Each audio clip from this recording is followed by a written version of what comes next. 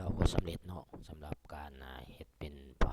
ฟลช32เนาะแบ่ง partition ใน USB กดโอเคอาจารย์ออกจากนี้ yes เนาะแล้วมาเช็คเบิ่งในคอมพิวเตอร์ของเราว่าเป็นแฟลช32แท้บ่เนาะคลิกขัวproperty เป็นแฟลช32เนาะโอเคหลังจากนั้นเราจะเข้ามานี่เนาะใน UEFI นี้เนาะแล้ว copy ตัวนี้เนาะ copy เข้ามาใส่ในตัวแพท32ที่เราแบ่งเนาะแพทเข้ารอถ่าเนาะโอเค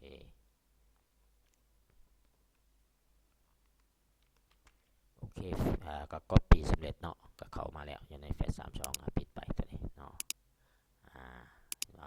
จะเข้ามาอยู่ในแฟลช32เนาะมีครบแล้วเนาะโอเคต่อไปเราดำเนินต่อเนาะต่อไปเราปิดไปเนาะเอาเข้ามาWin Setup เนาะจากนั้นเราเข้ามา Boost เนาะกดเข้า Boost กดเข้า BCD และกด Author เนาะกด Author และเข้ามาบนpartition ที่เราแบ่ง32 บิตเนาะเข้าไป EMI Microsoft Boost เนาะแล้วก็เข้ามา Boost BCL ไฟล์นี้เนาะโอเคต่อไปก็กด Open เนาะเข้า Easy Mode เนาะ Easy Mode กดเข้ามา Easy Mode จะมีบิน8เนาะแต่ว่าเขาจะปาไว้บิน10เท่านี้เนาะเขาก็จะลบออกโอเคในการลบออก yes โอเคเนาะ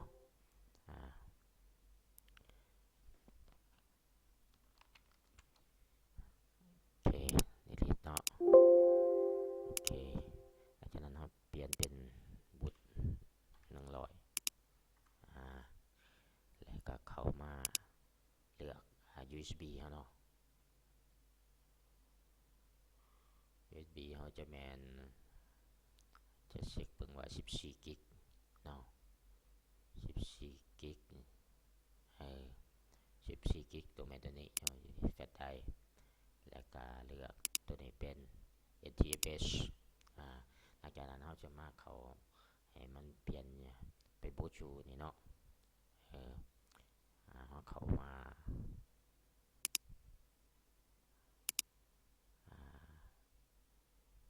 เซตอัพเนาะและเขามาวินชิปถึงเนาะวินชิปเขามาสอด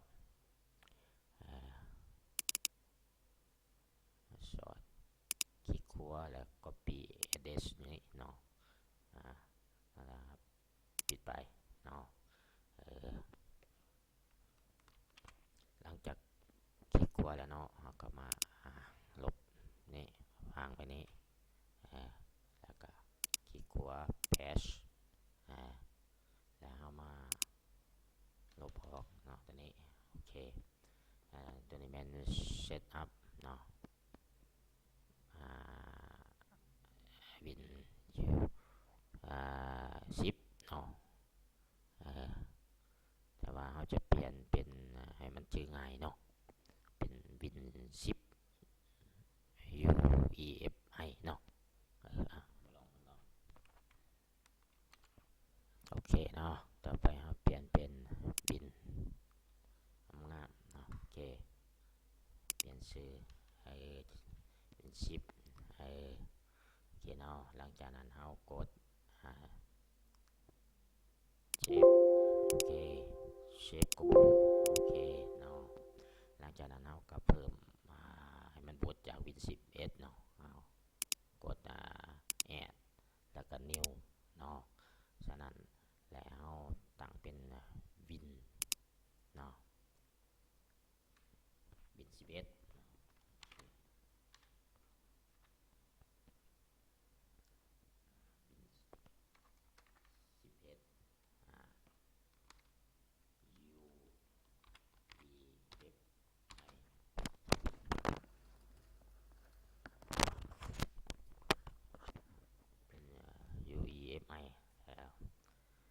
แล้วเขาไปหาวิน11เพื่อมาใส่นี่เนาะให้มันบูตเนาะเขาก็เข้ามาคือเก่าเขามาหาวินเซตอัพเฮานี่ USB เฮานี่เขามาวินเซตอัพนี่แล้วเขา Windows 11เนาะเขาช็อตกดเข้าและคลิกขวา copy address นี้กดไป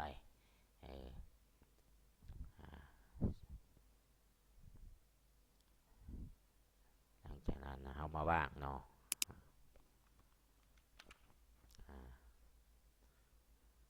มาวางไฟล์เนาะโอเคลบส่งจับนี้โอเคเนาะ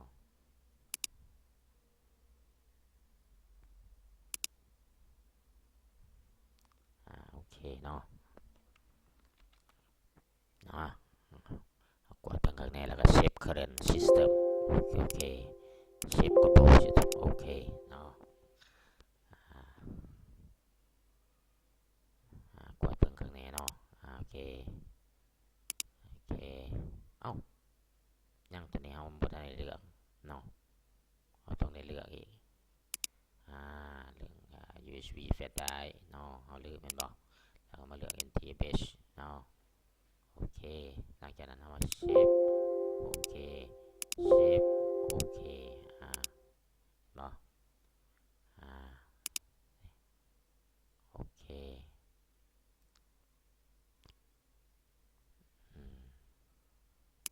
โอเค Source Push Source โอเคแล้วเนาะเซฟอีกบานหนึ่งเนาะโอเคเซฟอีกบานหนึ่งโอเคเนาะโอเคกดออกไปเนาะแล้วกดออกไปเนาะเอาเข้ามาใหม่เนาะเข้ามา Easy Mode นี่เพื่อเราจะมาเปลี่ยนจากวินมาเป็นวินโดว์เนาะให้มันใช้วินโดว์เนาะ Windows 10ให้มันสวยงามเนาะแล้วก็วิน11แล้วก็เปลี่ยนไปเป็นวินโดว์ใช้เป็น Windows 11เข้าไปเนาะแล้วก็เซฟโอเคเซฟโอเคเนาะแล้วเราจะปิดไปเนาะโอเคปิดไปเนาะแล้วก็ปิดไปเนาะโอเคหลังจากนั้นเราเข้ามา GFX Boost เนาะเพื่อจะปรับแต่งอันนี้เอาเนาะเห็นบ่ตอนนี้เราจะมาเห็นบ่กัสตอมไมล์เราถ่าเนาะเห็นบ่อันนี้เราสิเลือกเป็น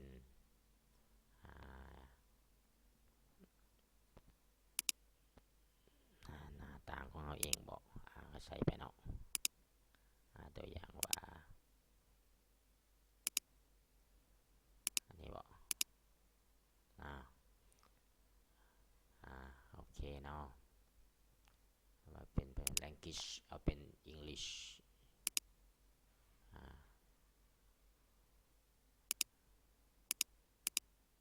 เป็นภาษายูเครนบอกเป็นภาษารัสเซียบอกเนาะแต่ว่าเขาก็ปรับเป็นภาษาอังกฤษเนาะเราถ่ายแป๊บหนึ่งเนาะต่อไปเนาะเข้ามาเพราะว่ามันเป็นภาษายูเครนเนาะข้าพเจ้าได้ไปโดดมาใหม่เนาะซึ่งว่าเป็นเวอร์ชันภาษาอังกฤษเนาะก็กดมาเลยเนาะโอเคจะใส่ตัวอันนี้เลยก็ได้เนาะหน้าตาตัวนี้เลยตัวนี้เป็นตัวที่สองใส่รูปภาพโอเค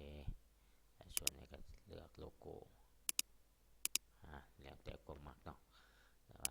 ติดเขาโอเคแล้วแต่ transparent เราลอง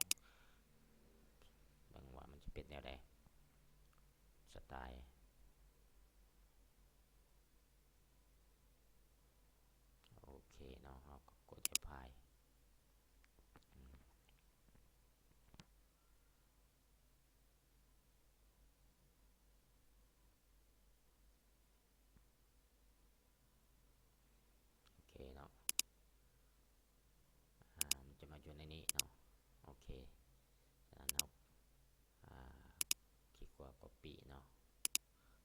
ใส่อยู่ใน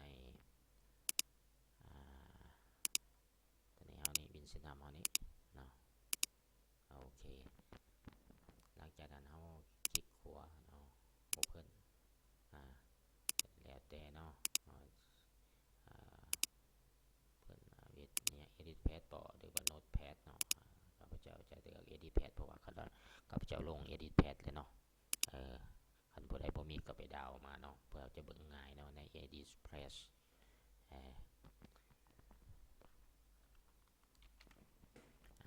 ต่อไปเรามีแต่มาปรับเนาะเปิดตัวที่ว่าเราตั้งค่าไว้ขึ้นมาเนาะกดเข้าไปเลยใช้เป็น100 วินาทีเนาะแล้วก็กดตัวนี้เข้าวิหลังจากนั้นก็เปลี่ยนโดวัดเข้ามาเลยเนาะมาใช้นี้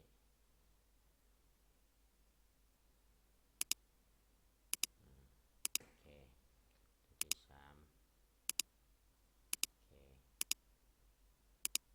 ที่3โ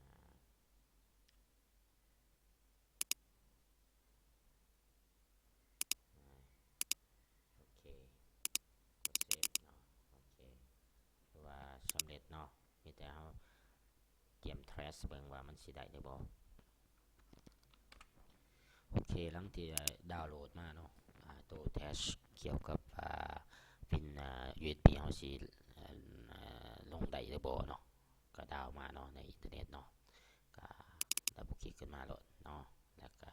เลือกแฟลชไดรฟ์เฮาเนาะที่ว่าเฮาสร้างเนาะแล้วกดรันเนาะ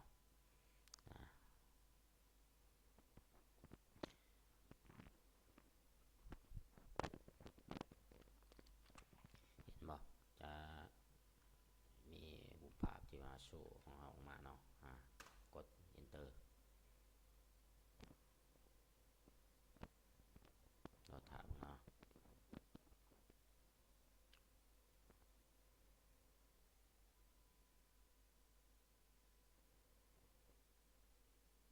โอเคเนาะแต่ว่ามันบ่ทันอย่างงามปานใดเนาะเราต้องไปเปลี่ยนโดยใช้วินเซตอัพเปลี่ยนเนาะตัวนี้เนาะ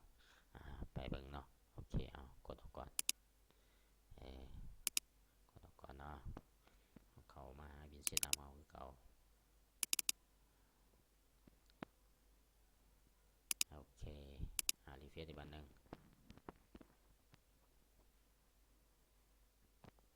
หลังจากนั้นเราเข้ามา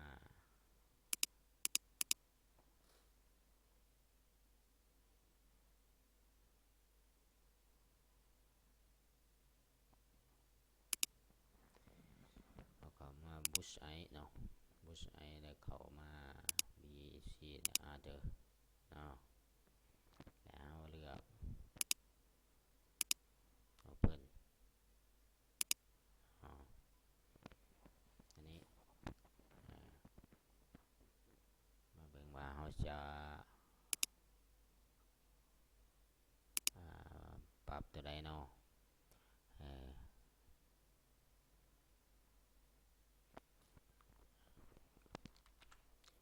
โอเคเนาะครับเอาไปก่อนเนาะแล้วเราจะกด Other เนาะกด Easy Mode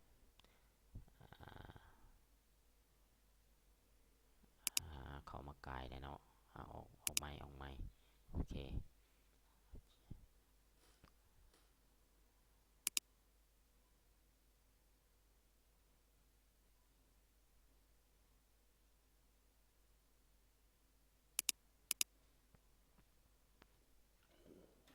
นาะเพราะว่ามี2 USB ได้ทดออนหนึ่งเนาะจะมาแลนใหม่เนาะเดี๋ยวเข้ามาวินเซตอัพเข้ามาโอเคเนาะรีเฟรชบ้านนึง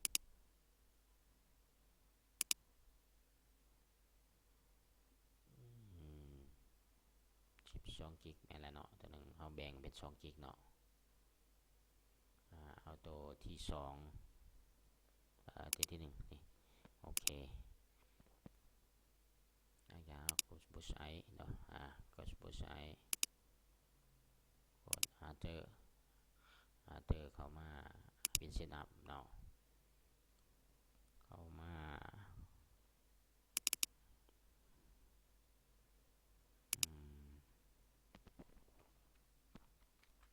โอเคเนาะเขาเลือก PCD Open มา Easy Mode เนาะเห็นปะเขาจะมาเปลี่ยนตัวอยู่นี่เนาะตัวนี้ให้มันสวยงามเนาะแบ็คนี่ก็เลือกลบออกมันเป็นแบ็คมูนเมนูเนาะโอเคส่วนที่สองเราจะให้เป็นตัวนี้ตัวที่สามเราจะเปลี่ยนเนาะโอเคถือว่าโอเคแล้วเซฟ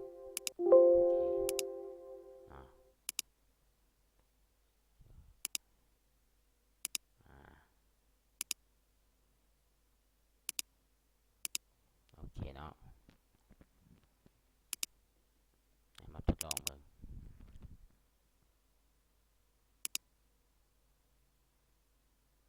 เป็นได้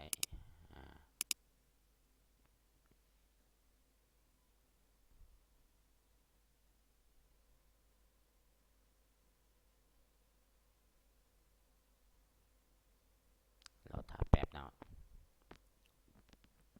บอกใส่ลูกศรเลื่อนขึ้นเลื่อนลงenter ลองเบิ่ง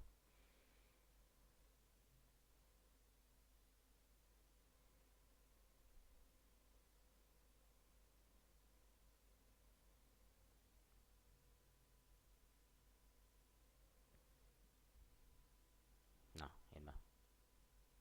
โอ้บอทันเซฟต้องได้เปลี่ยนตั้งค่าใหม่เนาะเขามาบุตไอมาใหม่เนาะเพราะว่าเขาลืมเซฟเนาะโอเคถึงแล้วเนาะอันนี้เขามาบุตไอใหม่เขามา BC Arthur เขามา Vincent up เขามา Bush เขามา BCD เนาะแล้วกด Open เนาะแล้วกด Easy Mode เห็นป่ะเอาบอทันเปลี่ยนเนาะฉะนั้นจะมาลบเมนูเนาะแล้วก็ตัวนี้เปลี่ยนเป็น100แล้วกดเซฟโอเคมันต้องได้เซฟเทระโตเนาะมันจะสีอยู่เนาะโอเคลบหลังจากนั้นเอามาเซฟโอเคเซฟโอเคเนาะเห็นปะถือว่าเอากดออก exit โอเ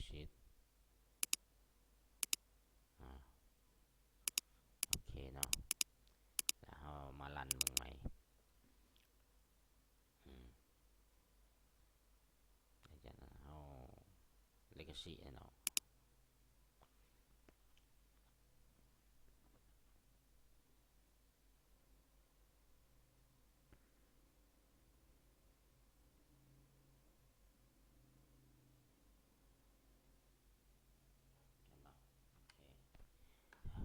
ใส่ลูกศรเลื่อนขึ้นเลื่อนลงเนาะenter ลองเบิ่ง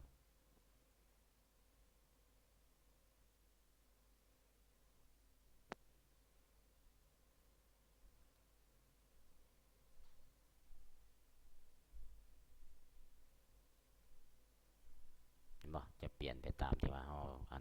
กดไว้เนาะตัวนี้เป็นเวลา100วินาทีเนาะโอเคเนาะถือว่าเอาลองกดเบิ่งได้เนาะถือว่าโอเคได้เนาะต่อไปเอามาแทสเบิ่งวิน10เนาะ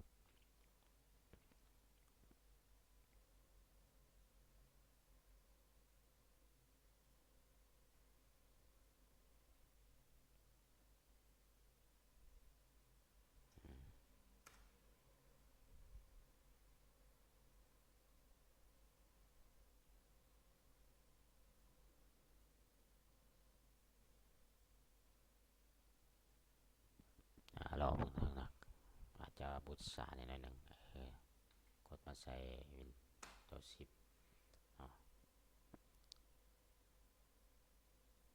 โอเคก็ถือว่าได้เรื่องเนาะโอเคก็ถือว่าสำเร็จลองไปเฮ็ดเบิ่งเนาะการมาเฮ็ดเป็น2ระบบเนาะบูตถึง Legacy ถึงUE เนาะ MI เนาะ